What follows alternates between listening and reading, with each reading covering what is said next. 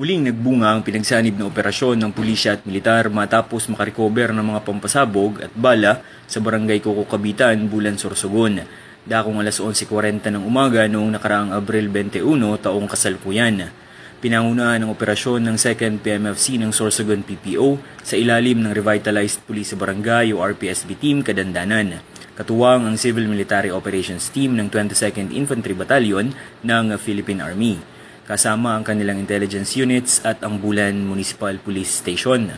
Sinagawa ang operasyon kasunod ang impormasyong ibinahagi ng isang concerned citizen hinggil sa umano'y pagtatago ng mga pampasabog at bala sa naturang lugar.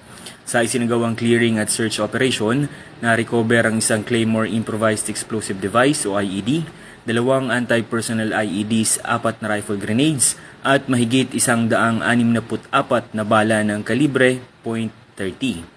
Agad namang isinailalim sa mahigpit na seguridad ang mga nakuhang mga pampasabog at mga bala.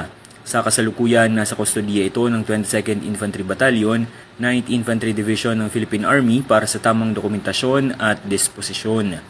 Ayon kay Provincial Director Police Colonel Alex C. Daniel, ang matagumpay na operasyong ito ay patunay ng matibay na ugnayan ng pulisya, militar at komunidad sa pagsugpo sa terorismo at kriminalidad. Dagdag pa niya, magpapatuloy ang pinaigting na operasyon at intelligence monitoring upang tuluyang mapuksa ang mga banta sa kapayapaan sa lalawigan. Mula dito sa Sorsogon Police Provincial Office, ako po si Police Corporal Chris Gupela para sa Police News Network. At ito ang bagong PNP para sa bagong Pilipinas, serbisyong mabilis, tapat at nararamdaman.